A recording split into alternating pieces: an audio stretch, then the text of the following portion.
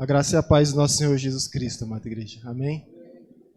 Vamos começar o nosso momento de louvor com a música Lugares Altos. Seja para a honra e glória do Senhor.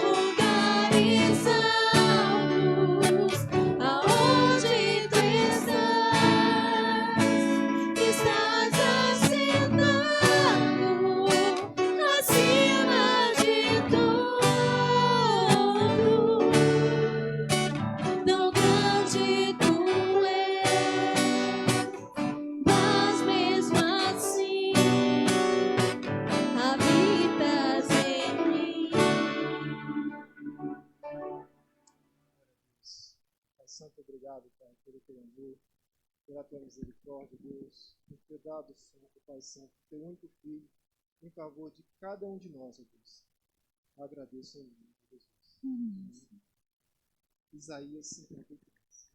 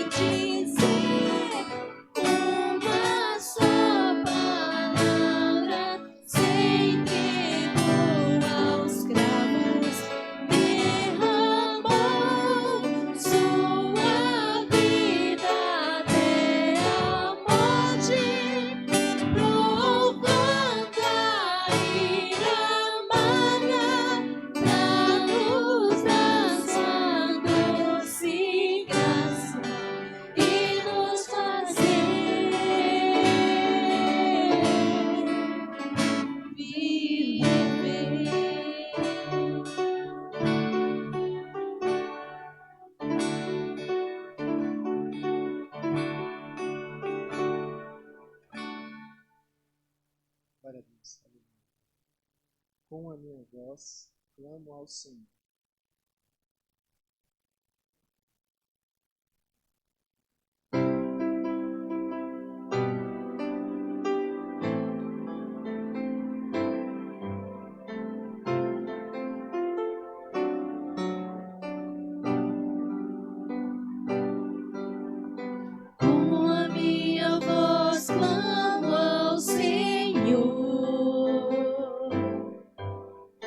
Com a minha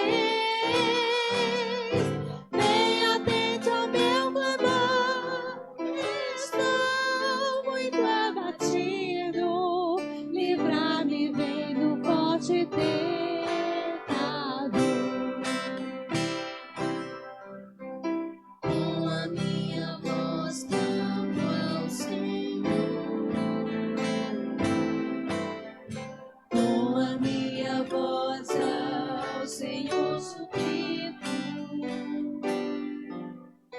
Diante dele prostrado eu estou. Diante dele exponho a minha aflição. Tira-me desta prisão e assim louvarei teu nome. E então os justos despertarão. Meu Senhor, eu clamo a ti, ouve, livra minha alma, e cantarei que me fizeste bem. Com a minha voz clamo ao Senhor. Com a minha voz ao Senhor suplico. Diante dele prostrado eu estou. Diante dele exponho a minha aflição. Chama o pastor neste momento.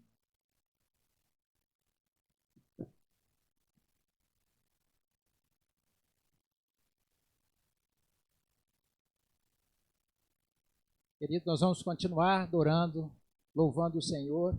E agora nós vamos adorar e louvar o Senhor com os nossos dízimos e ofertas. Mas antes eu gostaria de ler um versículo com os irmãos que se encontram em Atos. Atos dos Apóstolos. Vão abrindo aí a palavra, os aparelhos. Atos capítulo 20. Nós vamos ler o versículo 35. Para nos dar embasamento, por que que nós ofertamos, por que é que nós dizimamos na casa do Senhor. Atos, capítulo 20, versículo 35, da palavra do Senhor diz assim: Tenho-vos mostrado em tudo que trabalhando assim é mister socorrer os necessitados e recordar as palavras do próprio Senhor Jesus, mas bem-aventurado é dar do que receber. Queridos, eu não vou explicar mais o objetivo, hoje de dizimar, de ofertar, mas eu gostaria que você que trouxe a sua oferta, o seu dízimo, você pegue o envelope com um dos diáconos e venha aqui enquanto nós vamos entoar mais um canto de adoração ao Senhor e deixe no gasofilácio a sua oferta, o seu dízimo. Fique à vontade, querido. Se você não trouxe hoje, não se preocupe, da próxima vez você traz, tá bom? Amém. Amém. Pureza no sangue de Cristo. Algo mais que amém.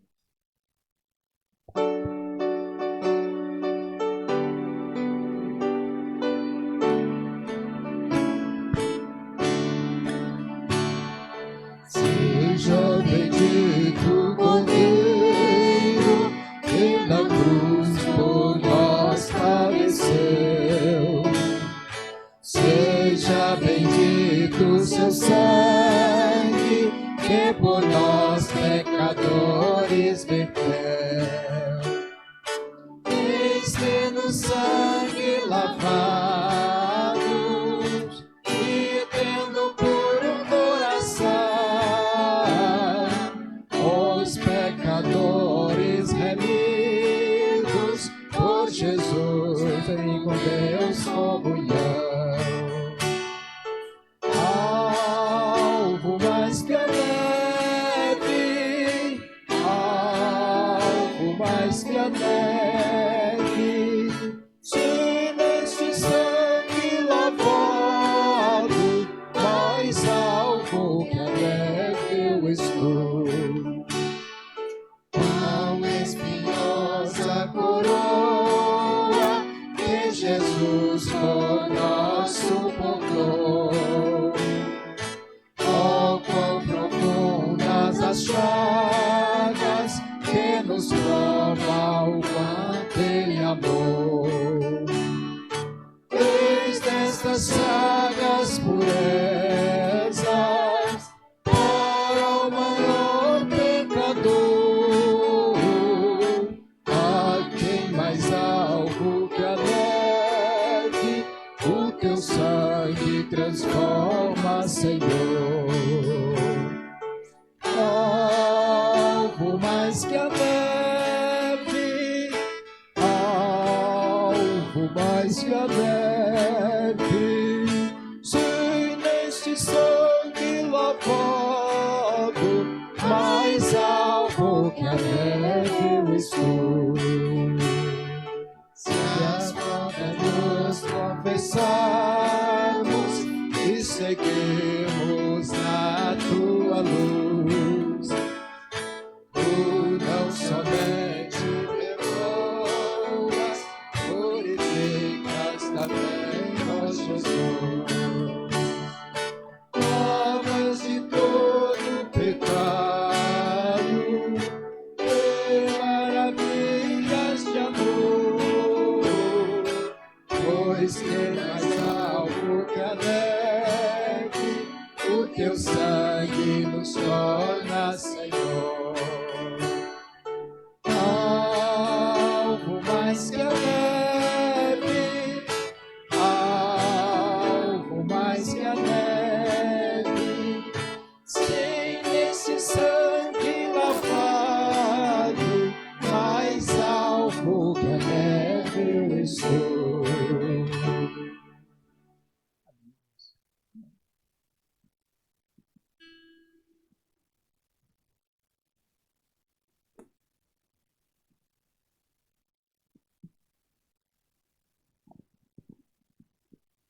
Quero agradecer a equipe de louvor por nos conduzir nesse período de louvor. Queridos, podeis assentar nesse instante.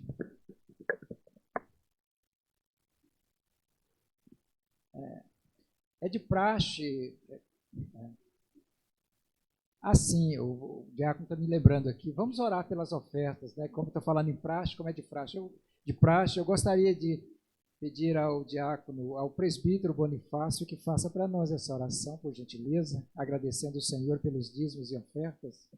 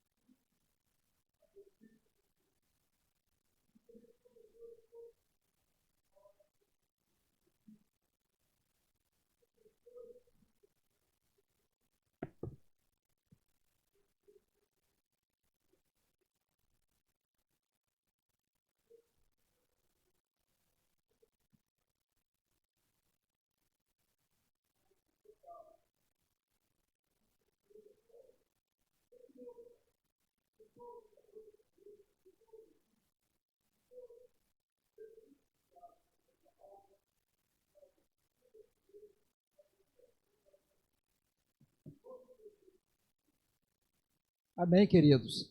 Queridos, nós temos hoje 2 presbíteros e 4 diáconos para serem alguns ordenados, 2 ordenados e os demais reinstalados, porque estão no seu 2º ou 3º mandato, não sei.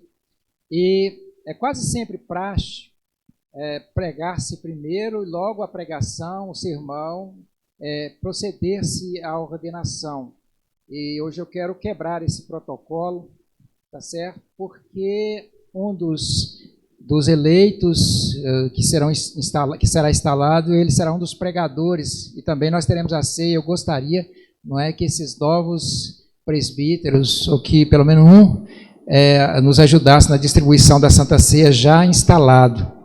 Então eu quero nesse momento aqui convidar todos os que foram eleitos, tanto presbíteros quanto diáconos, aqui à frente. Eles vão ficar aqui para que os que já foram ordenados não serão ordenados, obviamente, como disse o presbítero Valcides, a ordenação é perene, é para toda a vida, não é? Mas a reinstalação ou reinvestidura é quinquenal. Então, todos vão ser reinstalados, mas apenas 2, um diácono e um presbítero, se não me falha a memória, serão ordenados. Então eu gostaria que todos, tanto os que já tinha sido eleito, quanto os novos diáconos e presbíteros, por gentileza, fiquem aqui em meia lua, porque é um pouco pequeno o espaço. Eu acho que em cima aqui é melhor.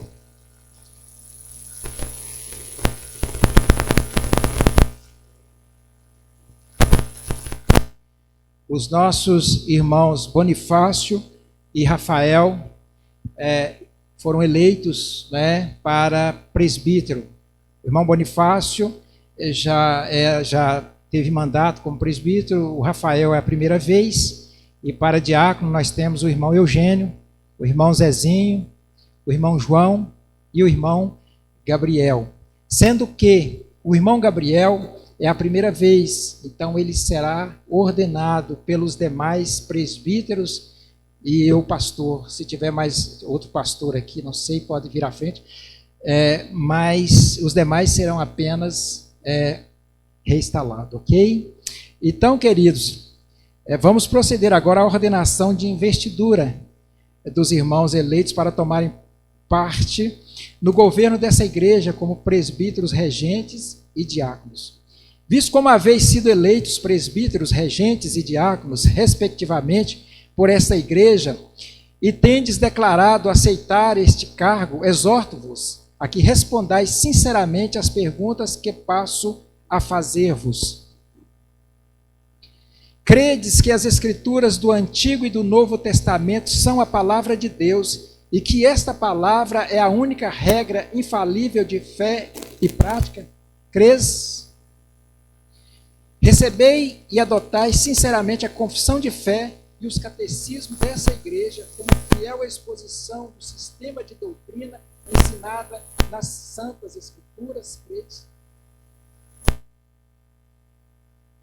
Sustentai e aprovai o governo e a disciplina da Igreja Presbiteriana do Brasil? Sim.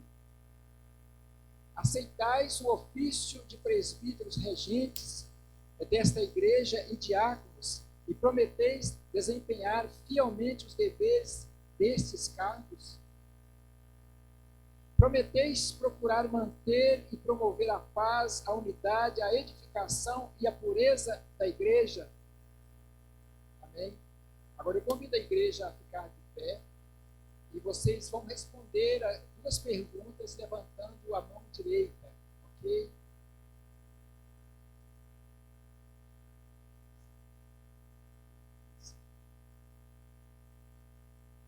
E vós, membros desta igreja, reconheceis e recebeis esses nossos irmãos como presbíteros, regentes e diáconos? Recebeis?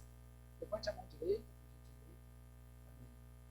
Prometeis tributar-lhes toda a honra, animação e obediência no Senhor, a que, segundo a palavra de Deus e a constituição dessa igreja, lhes dá direito do seu ofício? Agora, queridos, eu convido os que ainda não tinham sido, não tiveram mandato, que é o Gabriel e o Rafael, que vão ajoelhar aqui. Eu quero convidar os presbíteros presentes, inclusive o presbítero que está nos visitando com a sua digníssima esposa, o presbítero Valcides, e os demais presbíteros, para nós orarmos e pormos as mãos sobre esses nossos irmãos, Rafael e Gabriel, que vai nesse momento ajoelhar.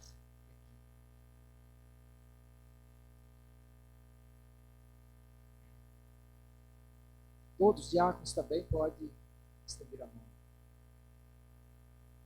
Senhor Deus e Pai, aqui estão, Senhor, esses dois irmãos eleitos pela igreja do Senhor, como a Tua palavra nos orienta, Senhor. O irmão Rafael é eleito a presbítero da casa do Senhor. De igual forma, o irmão Rafael é diácono da casa do Senhor. Como nos ordena também a Tua palavra, e aconteceu no Novo Testamento, os apóstolos, os presbíteros já ordenados, e impunham as mãos sobre os novos eleitos, e os ordenava, e os instalava, Senhor, e os consagravam em nome do Senhor. Assim nós fazemos também neste momento, Senhor. Nós pedimos que o Senhor conduza os Teus servos, abençoe o coração deles, Pai, que não haja momento algum, nenhuma vaidade no coração, nenhuma motivação a não ser servir o Senhor, fazer a obra do Senhor. Que o Senhor os abençoe, que o Senhor conceda a tua graça, capacitando eles em todas as áreas, para que eles possam exercer a função, o ofício que o Senhor mesmo os escolheu para desempenhar. Que eles possam desempenhá-lo com obediência à tua palavra, com fidelidade, como foi exposto pela manhã, que eles possam ter o coração voltado para ti. O Senhor os capacite e os abençoe. Nós oramos assim em nome do Pai, do Filho e do Espírito Santo de Deus. Em nome de Jesus. Deus abençoe.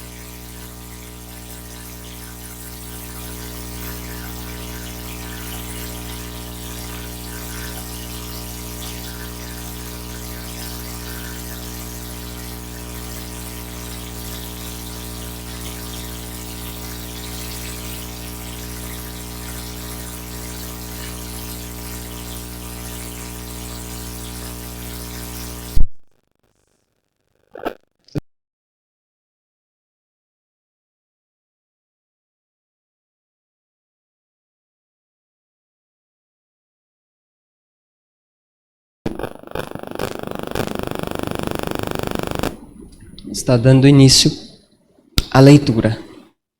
Estava enfermo Lázaro, de Betânia, da aldeia de Maria e de sua irmã Marta.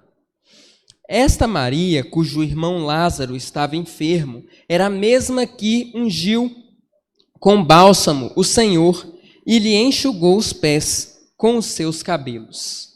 Mandaram, pois, as irmãs de Lázaro dizer a Jesus: Senhor, está enfermo aquele a quem amas. Ao receber a notícia, disse Jesus: esta enfermidade não é para a morte, e sim para a glória de Deus, a fim de que o Filho de Deus seja por ela glorificado. Ora, amava Jesus a Marta e a sua irmã e a Lázaro. Quando, pois, soube que Lázaro estava doente, ainda se demorou 2 dias no lugar onde estava. Depois disse aos seus discípulos: vamos outra vez para a Judeia. Disseram-lhe os discípulos: Mestre, ainda agora os judeus procuravam apedrejar-te e voltas para lá? Respondeu Jesus: não são 12 as horas do dia? Se alguém andar de dia, não tropeça, porque vê a luz deste mundo. Mas, se andar de noite, tropeça, porque nele não há luz. Isto dizia, e depois lhes acrescentou: nosso amigo Lázaro adormeceu, mas vou para despertá-lo. Disseram-lhe, pois, os discípulos: Senhor, se dorme, estará salvo. Jesus, porém, falara com respeito à morte de Lázaro, mas eles supunham que tivesse falado do repouso do sono. Então Jesus lhes disse claramente: Lázaro morreu, e por vossa causa me alegro de que lá não estivesse, para que possais crer, mas vamos ter com ele. Então Tomé, chamado Dídimo, disse aos discípulos: vamos também nós para morrermos com ele. Chegando Jesus, encontrou Lázaro já sepultado havia 4 dias. Ora, Betânia estava a cerca de 15 estádios perto de Jerusalém. Muitos dentre os judeus tinham vindo ter com Marta e Maria para as consolar a respeito de seu irmão. Marta, quando soube que vinha Jesus, saiu ao seu encontro. Maria, porém, ficou sentada em casa. Disse, pois, Marta a Jesus: Senhor, se estiveras aqui, não teria morrido meu irmão. Mas também sei que mesmo agora, tudo quanto pedires a Deus, Deus te concederá. Declarou-lhe Jesus: teu irmão há de ressurgir. Eu sei, replicou Maria, ele há de ressurgir na ressurreição, no último dia. Disse-lhe Jesus: eu sou a ressurreição e a vida. Quem crê em mim, ainda que morra, viverá. E todo o que vive e crê em mim não morrerá eternamente. Crês isto?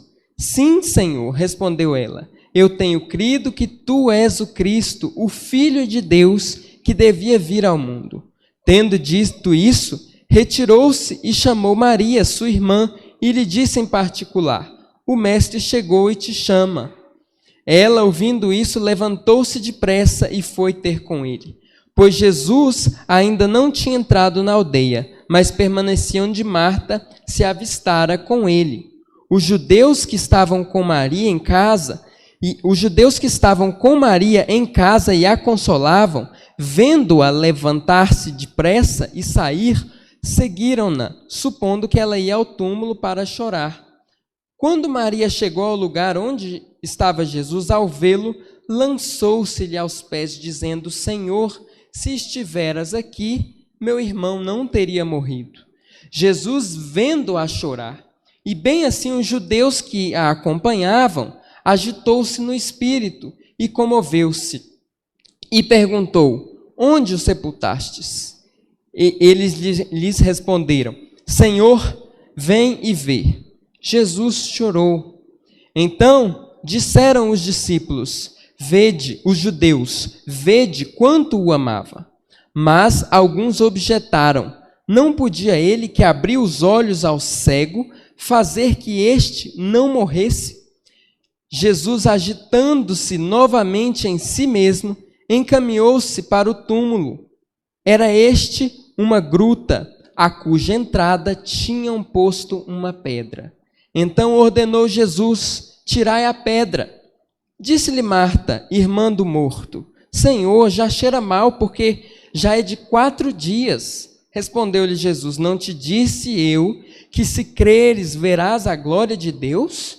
Tiraram então a pedra. E Jesus, levantando os olhos para o céu, disse: Pai, graças te dou, porque me ouviste. Aliás, eu sabia que sempre me ouves, mas assim falei por causa da multidão presente, para que creiam que tu me enviaste. E tendo dito isso, clamou em alta voz: Lázaro, vem para fora. Saiu aquele que estivera morto, tendo os pés e as mãos ligados com ataduras e o rosto envolto num lenço. Então lhes ordenou Jesus: desatai-o e deixai-o ir. Muitos, pois, dentre os judeus que tinham vindo visitar Maria, vendo o que fizera Jesus, creram nele. Outros, porém, foram ter com os fariseus e lhes contaram dos feitos que Jesus realizara. Vamos orar nesse momento. Eterno Pai, muito obrigado, Senhor, pela Tua palavra, que nos conforta, que nos consola, que nos guia, que nos exorta. Muito obrigado, Senhor, pelo conforto que vem do Senhor através da Tua palavra. Fala, Senhor, em cada um dos nossos corações neste momento, para que possamos crescer, Senhor, na Tua palavra. Aumenta a nossa fé, Senhor, que possamos aprender com esse episódio que o Senhor fez. Que o Senhor nos abençoe, nos restaure, nos fortaleça, perdoa os nossos pecados e nos usa unicamente conforme a Tua santa e boa vontade. É no nome de Jesus Cristo, Teu Filho, a quem ressuscitou Lázaro, é que nós oramos. Amém. Amém, irmãos. Os irmãos podem assentar neste momento. Meus irmãos, o reformador protestante João Calvino, ele já chegou a afirmar certa vez que o coração do homem é como uma fábrica de ídolos. O homem sem Deus, o homem distante de Deus, o seu coração se torna uma fábrica de ídolos. E o que isso significa? Significa que o ser humano, após a queda, após ter pecado, após ter se afastado de Deus, o seu coração ele procura coisas onde se apoiar. Ele procura algum refúgio. Ele está longe de Deus, mas o ser humano precisa de um refúgio. E aí ele se entrega a ídolos. Ele é capaz de fazer ídolos de madeira, de pedra, de metal e se prostrar diante daquilo como se aquilo viesse a socorrer. Foi assim que os povos da antiguidade fizeram para si falsos deuses.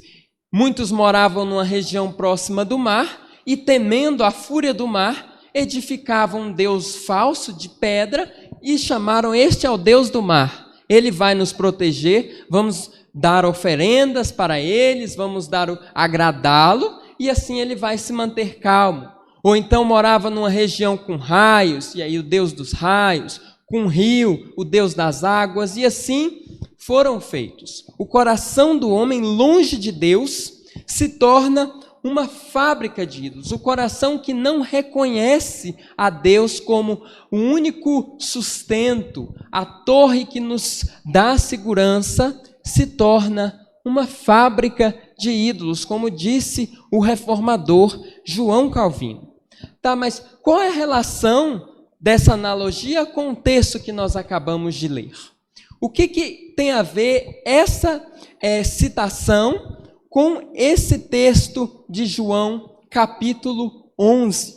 A relação é que João escreveu esse evangelho com o objetivo de mostrar aos seus leitores que Jesus é Deus. E ele já começa falando isso no capítulo 1, no verso 1 de João. Ele fala: o verbo era Deus. Ele fala claramente que Jesus é Deus, não havendo, portanto, necessidade de pessoas se curvarem diante de pedras, diante de metais, diante de coisas da natureza, coisas que têm pés e não andam, que têm mãos e não apalpam, que têm boca e não falam, coisas que têm pés e precisam ser carregados pelos homens. Nós não precisamos nem podemos nos entregar a essas coisas, porque nós temos um Deus vivo, que é Jesus Cristo, nosso Senhor.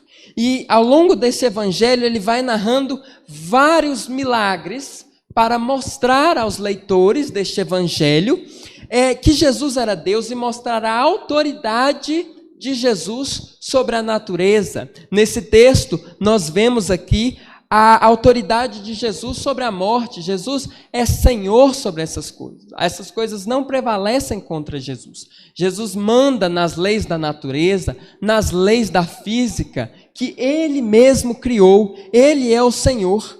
Por isso, nós temos um refúgio confiável, não como as pessoas que se entregam a falsos ídolos. E desse texto, nós conseguimos extrair algumas verdades preciosas que nos consolam, que nos confortam, que nos exortam, que nos mostram que nós temos uma segurança que é o nosso Deus, e que Jesus é Deus. Ele veio, esteve entre nós, habitou entre nós como homem, mas Ele também é o próprio Deus, Criador dos céus e da terra. Este é Jesus que nós estamos falando nessa noite. Em primeiro lugar, nós conseguimos extrair que Deus, Ele consegue revelar glória onde glória parece não existir. Deus consegue revelar glória onde glória parece não existir. Veja bem, o texto ele começa com uma situação problema. Verso 3, Lázaro estava doente. Esta é a situação problema do texto. E aí, eles vão avisar Jesus, as irmãs de Lázaro mandam avisar Jesus, e o que Jesus diz?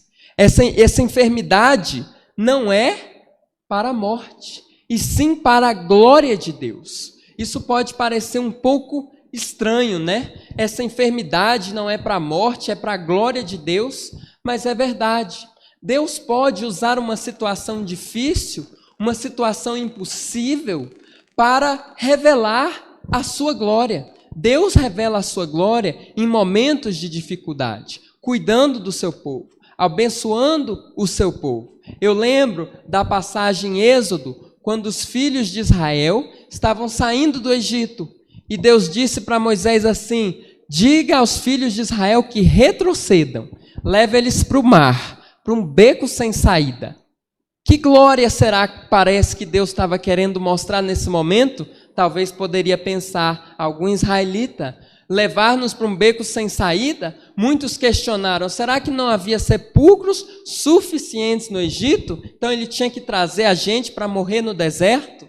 É mais fácil aqui? É mais amplo aqui?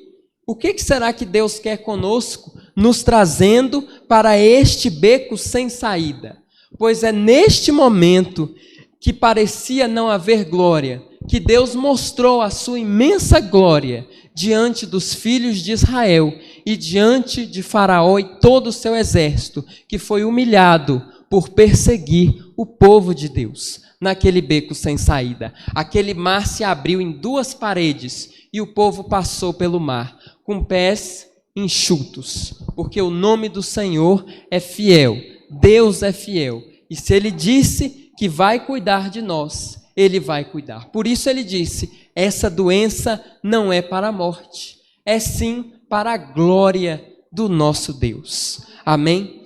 Outra coisa que parece estranha nesse versículo, nesse texto, é a demora de Jesus em ir lá para Lázaro, né? Provavelmente, né? Certamente, as irmãs de Lázaro, quando mandaram essa mensagem para Jesus, elas esperavam que Jesus fosse lá curar Lázaro, livrar ele daquela enfermidade. Ou então curasse ele à distância, mandasse uma ordem à distância e ele fosse curado, como ele fez com o servo centurião. Não foi o servo do centurião? Não foi assim que aconteceu? Ele não curou à distância? Talvez elas esperavam isso. Mas não. Jesus demora 2 dias no lugar onde ele estava. Essa demora, entre aspas, né, essa demora proposital de Jesus, vai contra a expectativa de Marta e Maria. Elas estavam esperando outra coisa. Mas Jesus queria mostrar algo muito maior do que o que estava nas expectativas daquelas irmãs queridas. Ele estava querendo mostrar que ele era capaz de fazer algo muito maior. Elas estavam esperando algo, mas Jesus é muito grande, Jesus é muito poderoso. Ele queria fazer algo muito maior para manifestar a glória de Deus, como os filhos de Israel no deserto. Eles poderiam ir no caminho mais fácil e mais prático, mas Deus quis levar eles para o mar, para mostrar a glória do Deus que eles estavam servindo. Para dizer, eu tirei vocês do Egito para servir um Deus grande, um Deus que faz o que é impossível para os homens. Não disse o apóstolo Paulo em Efésios que Deus é poderoso para fazer infinitamente mais do que pedimos e pensamos? Não é isso que Paulo disse na sua carta aos irmãos em Cristo em Éfeso? Que Deus é pode fazer infinitamente mais do que pedimos e pensamos? Então, para que temer diante de circunstâncias nas nossas vidas em que parece que não haverá saída? Para que temer em situações complicadas, se Deus é capaz de fazer infinitamente mais do que nós podemos pensar? Os planos de Deus são maiores do que os nossos. Às vezes nós temos um plano e Deus tem um plano muito maior para nós e nós ficamos sem entender a demora de Deus, entre aspas. Será que Ele nos abandonou? Será que Ele está fazendo descaso conosco? Não, Ele não está fazendo descaso. Ele quer revelar a sua glória no meio do seu povo. Amém? Isso demonstra que toda aquela situação estava no controle de Deus. No controle absoluto de Deus. Aquela morte de Lázaro estava no controle de Deus. Aquela situação difícil que aquelas irmãs passaram estavam no controle de Deus. Deus não havia esquecido. E Deus também não esqueceu de mim, não esqueceu de vocês, meus irmãos. Ele está atento a tudo que vocês estão passando, tudo que nós estamos passando. Ele não está indiferente. Ele sabe perfeitamente. E Ele tem um plano para revelar a sua glória através das nossas vidas. Os egípcios viram a glória de Deus através do povo de Israel. Um povo pagão que adorava falsos deuses, milhares de deuses, viu a glória do Deus vivo e único Deus verdadeiro através do povo de Israel, que foi escravizado e a glória de Deus se manifestou no meio daquele povo. E eles saíram poderosamente e alegremente. João também, nessa passagem, ele quer enfatizar, deixar claro, se existir alguma dúvida, aqui ele quer deixar claro a natureza divina de Jesus Cristo. Ele quer mostrar que aquele homem que andava na Galileia, que andava em Jerusalém, que andava em Nazaré, que estava todos os dias lá no templo pregando, aquele homem, filho de José, o carpinteiro, é o Filho do Deus vivo, que veio para nos salvar. João estava querendo mostrar isso para nós. Veja, Jesus chega, demora esses 2 dias e vai lá para Betânia. Quando chega, ele é recebido por Marta. E o que Marta fala para ele? Senhor, se o Senhor tivesse aqui, Lázaro não teria morrido, verso 21. E Maria disse a mesma coisa depois, alguns versículos depois, no verso 32, Maria vai dizer a mesma coisa. Se o Senhor tivesse aqui, ele não teria morrido, Lázaro não teria morrido. Mas Marta fala uma coisa interessante, ela demonstra a sua fé. Senhor, se o Senhor estivesse aqui, Lázaro não teria morrido. Mas também sei que mesmo agora, tudo quanto pedires a Deus, Deus te concederá. Então ela tinha essa fé no poder de Jesus, que ele poderia reverter aquela situação irreversível. E Jesus vai dizer para ela, no mesmo contexto desse diálogo, a seguinte frase: eu sou a ressurreição e a vida. Quem crê em mim, ainda que morra, viverá. E todo o que vive e crê em mim não morrerá eternamente. Crês isto? Imagine, meus irmãos, um homem naquela época falando isso. Como isso soaria? Um homem com autoridade tamanha a ponto de dizer: eu sou a ressurreição e a vida. Quem crê em mim, ainda que morra, viverá. Ou seja, Jesus está ensinando algumas verdades. A primeira verdade é que aquele que crê, ainda que morra, ele vai viver. A morte não é o fim para o crente. O crente, ele não acaba com a morte. Pelo contrário, começa o seu triunfo. Ele vai encontrar-se com o seu Senhor. Então, ainda que morra, viverá. É por isso, meus irmãos, que os cristãos, os nossos primeiros irmãos, eles impressionavam os pagãos quando eram condenados à morte. Geralmente, quem era condenado à morte pelo Império Romano ficava desesperado no meio daquelas feras ou no meio daquele fogo que iria os consumir. Mas os nossos irmãos em Cristo, eles iam para as feras e para as fogueiras com paz no coração. Isso intrigava muitos romanos. Que paz é essa que faz uma pessoa ir para a fogueira com paz no coração? Que paz é essa que faz a pessoa ir para a morte com um semblante alegre no rosto? Quem é esse Deus que faz essas coisas? Os deuses romanos não fazem isso, nunca fizeram. Mas o Deus deles consegue fazer. Que paz é essa? É porque o nosso Deus diz: quem crê em mim, ainda que morra, viverá. É por isso. E Jesus disse: quem crê em mim nunca morrerá eternamente. Vocês sabem o que significa morrer eternamente? A morte eterna na Bíblia, quando a Bíblia fala de morte eterna, ela se refere ao inferno. Morte é separação. Quando o homem pecou, ele morreu. Jesus disse, o Senhor disse para Adão: não coma desse fruto. O dia que você comer, certamente morrerás. Ou seja, certamente você vai ser separado da presença e da comunhão de Deus. Morte é separação na Bíblia. Então, quando Adão comeu daquele fruto, ele foi separado de Deus. Só Jesus para reconciliar, para ressurgir, para trazer de volta a comunhão com Deus. E quando diz morte eterna, é uma separação eterna de Deus. Aí não tem mais jeito. Aí é o inferno.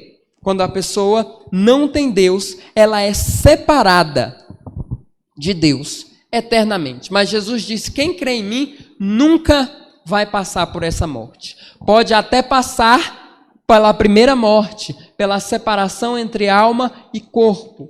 Mas a morte eterna, ele não vai passar. Ele é salvo. Ele é do meu povo. Muitos creem no que Jesus disse e muitos não creem. Muitos acham que isso é uma bobagem, que isso é uma mentira. Mas como uma mentira seria capaz de criar um movimento que mudou o mundo? Como uma mentira seria capaz de despertar em muitas pessoas tamanha fé, tamanho compromisso de irem para as fogueiras, para as feras, para as prisões, para os tribunais, alegremente, e não negavam o que eles criam? Como? Certamente, o que está na Bíblia é a verdade para as nossas vidas.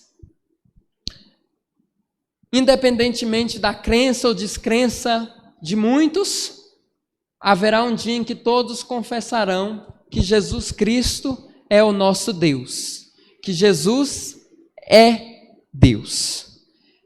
Essa declaração que Jesus faz, eu sou a ressurreição e a vida, é uma das declarações mais claras da divindade de Jesus. João está querendo dizer claramente aqui que Jesus é Deus, Qual é o homem que tem autoridade para falar dessa forma, senão o próprio Deus?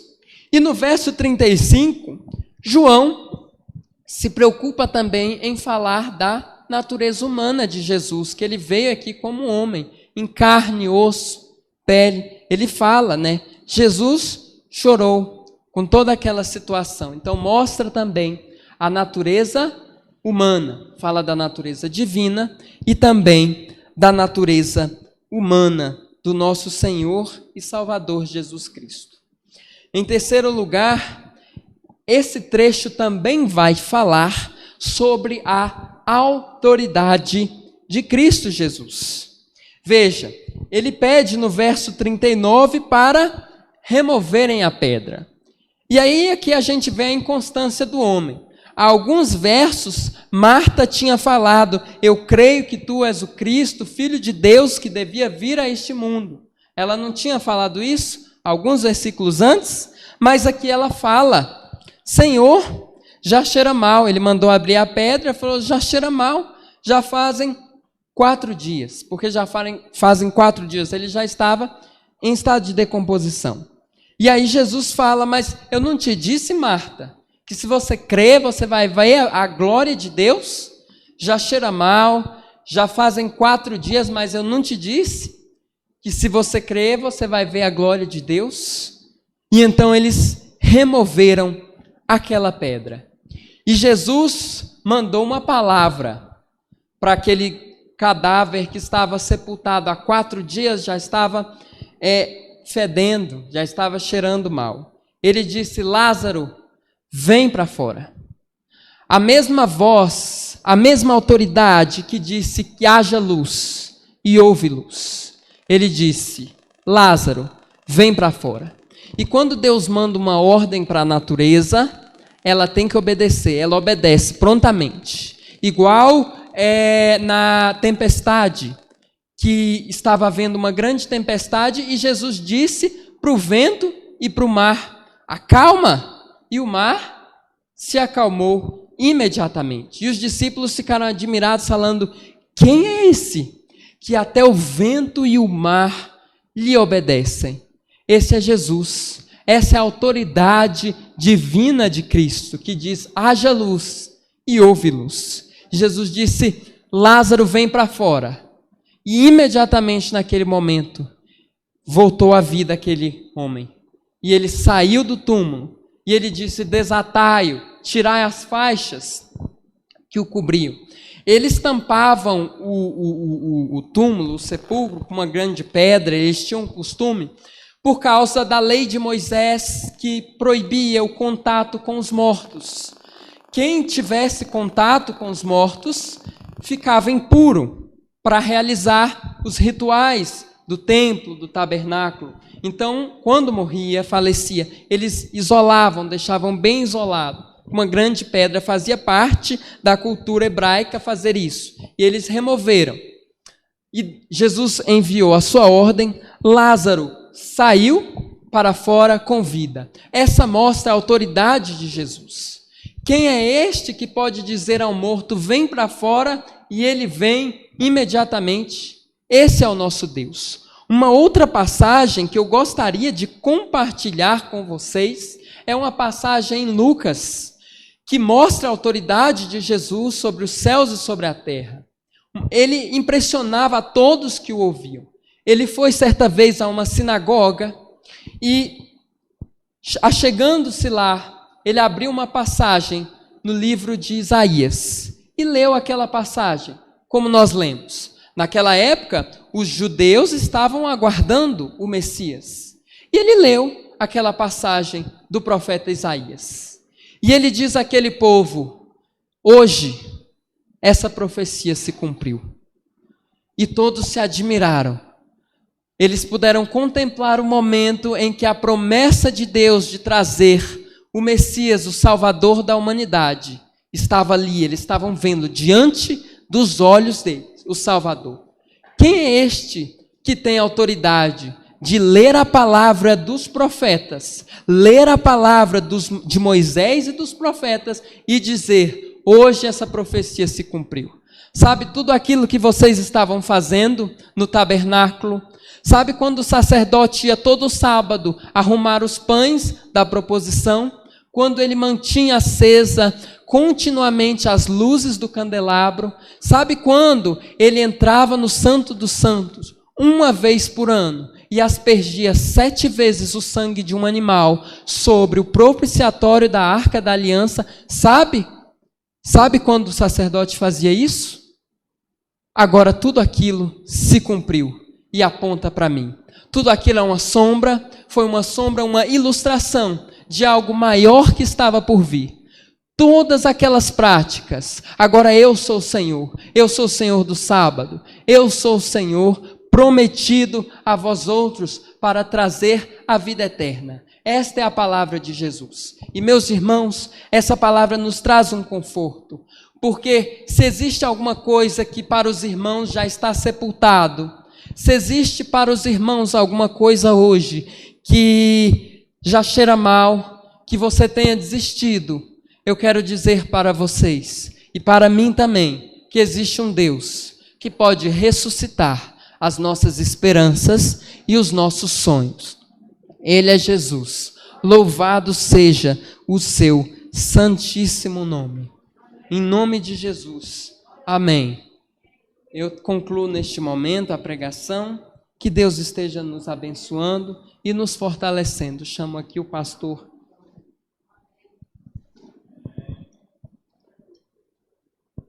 Opa. Amém, queridos. Que Deus continue usando o presbítero Rafael para nos trazer uma palavra abençoada. Que Deus continue abençoando ele. Queridos, nós deixamos as crianças hoje de propósito, né, porque deveria ver os papais sendo ordenados, e às vezes na Santa Ceia a gente faz isso para as crianças se familiarizando, né, apesar de às vezes, né, dorme nos braços do pai, mas acho que de vez em quando é interessante para elas ir vendo na prática, né, o que acontece aqui com os adultos. Que o Senhor as abençoe. Nós vamos agora para a outra parte, vamos para a mesa, né, do Senhor, agora nos fartar espiritualmente da mesa do Senhor. Eu quero convidar aqui os presbíteros, inclusive o presbítero Valcito, que está nos visitando, para tomar lugar aqui, para nós ministrarmos a Santa Ceia do Senhor. Por favor, os presbíteros aqui comigo, por gentileza.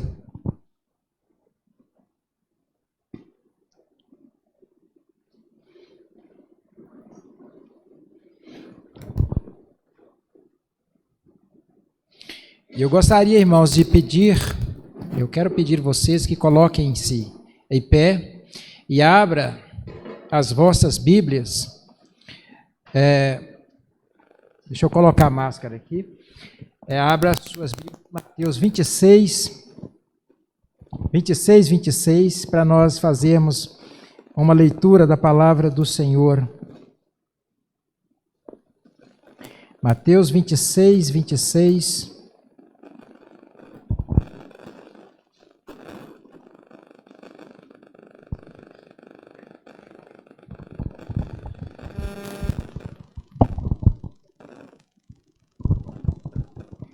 Diz assim a palavra do Senhor: enquanto comiam, tomou Jesus um pão e, abençoando, o partiu e o deu aos discípulos, dizendo: tomai, comei, isto é o meu corpo.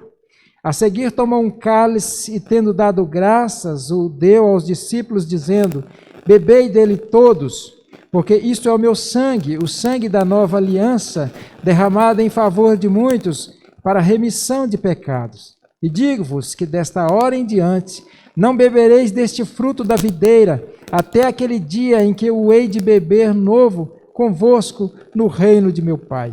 E tendo cantado um hino, saíram para o Monte das Oliveiras. Meus queridos, como vocês sabem, nós, de mês a mês, nós ministramos a ceia do Senhor. Nós já sabemos o significado, não é? A importância que tem para nós deste pão, que representa o corpo de Jesus que foi rasgado por nós, este cálice que representa o sangue de Jesus que foi derramado até a última gota, para nós que não merecíamos, que éramos inimigos dele. Isso é que é amor, é o amor ágape. Ele nos amou sem nenhum interesse, porque nós éramos inimigos e escravos. Isso aqui, queridos, era a Páscoa dos judeus, que se transformou na nossa Páscoa, na Santa Ceia. A Páscoa dos judeus. Nós sabemos que eles eram escravos, condenados à morte lá no Egito, não é? E com aquele sangue na ombreira, não é? Com aquele cordeiro, com aqueles pães asmos ali, que apontava para Jesus, eles foram libertos e foram em direção à terra prometida. Assim também, nós éramos escravos, condenados à morte, mas pela morte de Jesus Cristo, nós obtivemos a libertação, nós não somos mais escravos, e nós estamos caminhando em direção também à terra prometida. Naquele dia, naquele dia de Páscoa, o Senhor reunido ali com os discípulos para comerem a Páscoa, ele pegou o pão, ele disse: isso aqui representa o meu corpo, que daqui a pouco, era uma sexta-feira, ele disse, estava entrando para a sexta-feira, ele disse, daqui a pouco o meu corpo vai ser partido. Isso representa, apontava até agora para o meu corpo, e pegou o cálice também, disse, esse é o meu sangue que será derramado. Isso aponta para o meu sangue que será derramado. E assim ele instituiu a ceia, e ele disse, olha, e vocês vão fazer sempre isso em memória de mim, porque todas as vezes que comerdes este pão, que beberdes o cálice, anunciai a morte do Senhor até que ele venha. Então participar da ceia do Senhor é anunciar a morte dele, anunciar que ele morreu naquela cruz para nos salvar, para nos libertar. Não é um momento de tristeza, não, porque o Senhor não ficou pregado naquela cruz, ele não está morto, ele está à destra do Pai, e por intermédio do Espírito Santo ele está aqui, ele está presente no nosso meio através do Espírito Santo de Deus. Então é um momento de festa, é um momento de celebração. Eu sei que algumas religiões aí choram e passeiam com um Jesus morto, com um Jesus crucificado, pregam em suas paredes, não é Jesus pendurado numa cruz, mas nós sabemos, nós entendemos que não é assim. Nosso Senhor não está crucificado, nosso Senhor não está morto, ele não precisa ser carregado para as ruas afora, um cadáver. Não, o Senhor está vivo. Ele está vivo e ele está presente, e é festa. Ele pede para nos alegrarmos nesse momento, com temor, lembrando do que ele fez por nós, com o coração eternamente grato. E é por isso, queridos, que nós vamos agora orar agradecidos, antes de consagrar os elementos, porque ele morreu na cruz, e ele é o nosso Salvador, como nós vimos aqui, não é? Ele é verdade. Como o Rafael estava fazendo várias comparações, como a mentira pode fazer isso, como a mentira pode fazer aquilo, como a mentira pode ressuscitar um morto, uma pessoa que está num estado de putrefação. O nosso Senhor é real. Isso aqui não é brincadeira, isso aqui é algo muito sério, porque o Senhor Jesus se faz presente, e de fato ele derramou o seu sangue para nos salvar. É por isso que nós podemos cantar, é por isso que nós podemos abraçar, é por isso que nós podemos ter essa comunhão gostosa, porque ele morreu na cruz para nos salvar. E é por isso que nós vamos ter uma oração agora de agradecimento ao Senhor, e eu gostaria que o presbítero Valcídio orasse ao Senhor, agradecido por tudo que ele fez nas nossas vidas. Vamos orar, irmãos.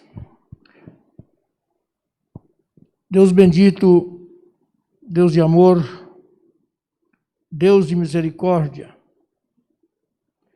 te agradecemos, ó Deus, por todas as bênçãos, por todos os benefícios que o Senhor tem derramado sobre a tua igreja, sobre cada um de nós. Agradecemos, ó Deus, porque apesar de nós, das nossas mazelas, dos nossos pecados, o Senhor tem sido misericordioso para conosco e tem nos conduzido em paz até aqui. Te agradecemos, ó Deus, por esta comunidade, por esta igreja. Agradecemos, ó Deus, pela mensagem que tu nos trouxestes aos nossos corações e mentes, através do teu servo, presbítero Rafael. Agradecidos, ó Deus, por este momento em que nos colocamos diante da tua mesa, a mesa que nós nos reunimos em torno dela, em memória tua, em memória do sacrifício vivo de Jesus Cristo para a remissão dos nossos pecados. Pedimos, ó Deus, que tu nos alimentes com o teu Santo Espírito, que tu faças, ó Deus, que possamos compreender esse mistério.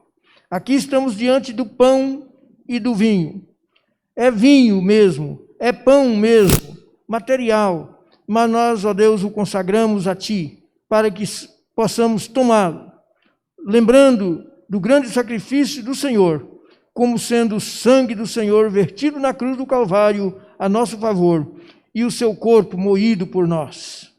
Pedimos a Deus que tu confirmes nas nossas vidas, nos nossos corações e mentes, a fé viva do sacrifício de Jesus, e que em Jesus nós somos realmente salvos dos nossos delitos e dos nossos pecados.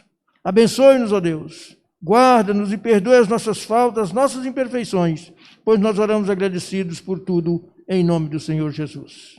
Amém. Amém, queridos. Vamos fazer mais uma oração ainda. Eu vou passar os elementos para os dois presbíteros e vamos à consagração dos elementos neste momento. Oi? Ah, sim.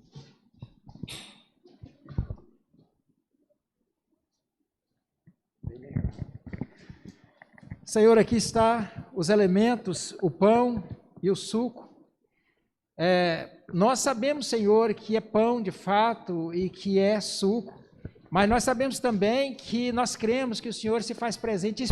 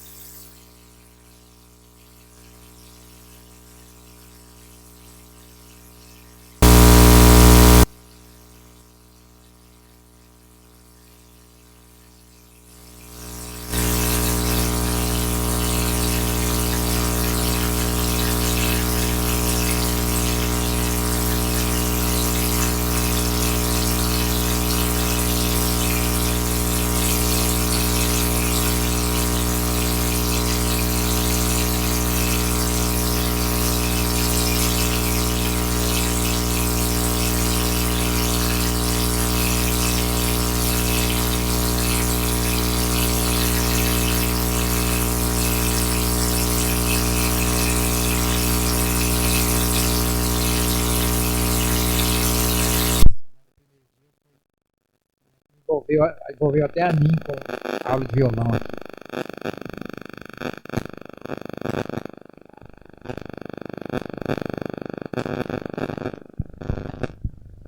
Boa noite, queridos. Essa foto foi de ontem, no nosso primeiro dia de musicalização com as crianças. Foi uma bênção, a gente não esperava tantas crianças, né? O nosso projeto começou ontem, assim, ainda está, vamos colocar assim, meio tímido, porque nos falta recursos, instrumento. Nós temos alguns, mas ainda falta, né? Para quem não estava aqui no domingo passado, o objetivo do nosso projeto de musicalização é também evangelístico, tá? A gente está com uma turma, com essa turminha. A nossa intenção é de ampliar e ter mais turmas, né? E com isso a gente buscar as crianças aqui por perto, principalmente as crianças carentes. As crianças vindo, nosso objetivo é alcançar as famílias, né, que ainda não conhecem Jesus, e aquelas que conhecem, estão desviadas, ou queiram permanecer aqui com a gente firmes, né? Esse é o nosso propósito, nosso objetivo. Pedimos à igreja que estejam orando, porque não é fácil estar à frente, né? É claro que o Senhor nos conduz. Se o Senhor colocou no nosso coração, é porque o Senhor nos dará condição. Não sabemos de onde, nem como, mas o Senhor levantará pessoas para estar aqui nos ajudando, para estar trabalhando. Inclusive, nós precisamos de voluntários para estar aqui. A Darlene, ela é uma pessoa capacitada, é uma bênção, é uma mulher de Deus. Ela nunca tinha dado aula para criança em grupo. Essa foi uma experiência, e foi uma experiência maravilhosa, porque a gente viu o tanto que ela tem dom e o quanto ela ama o que faz.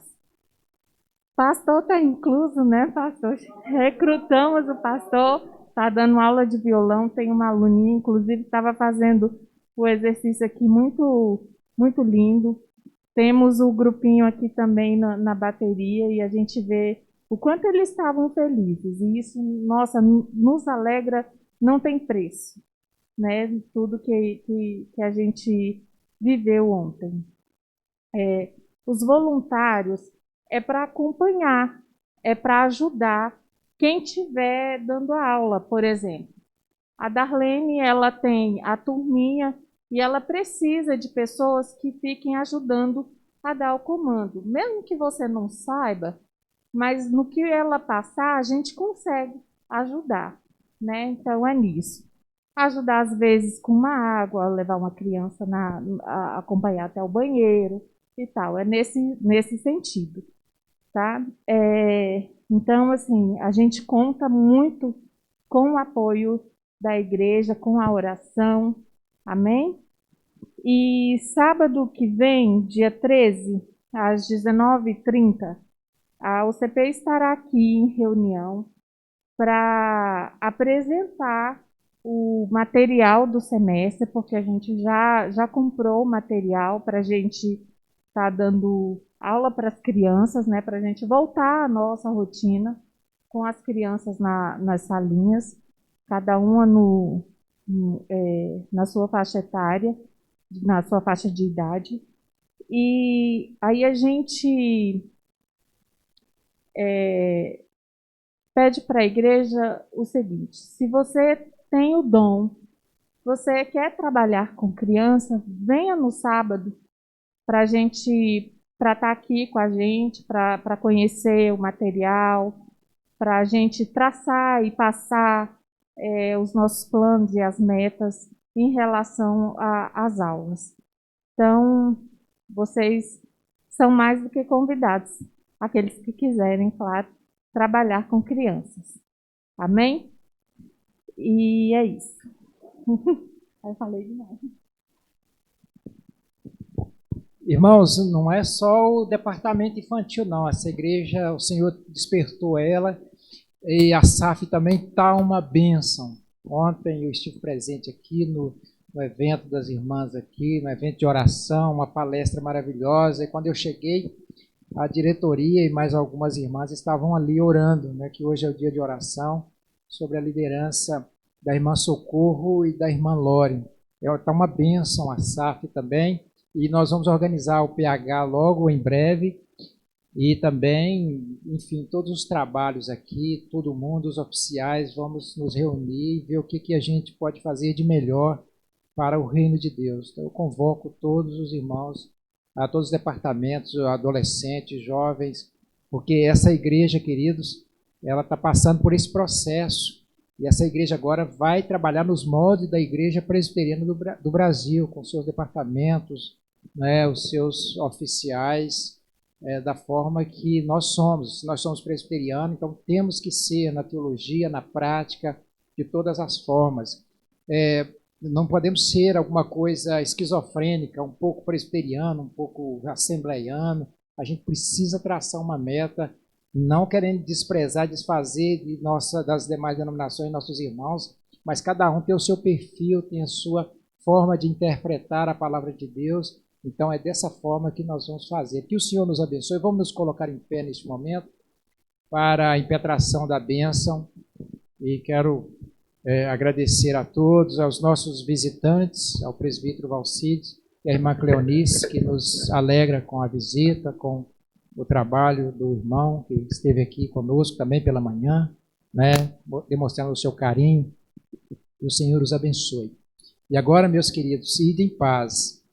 Que a graça preciosa do nosso Senhor Jesus, o amor indescritível do Pai e a consolação, a presença, a bênção, o calor do Espírito Santo esteja com todos nós, em nome do Pai, do Filho e do Espírito Santo de Deus.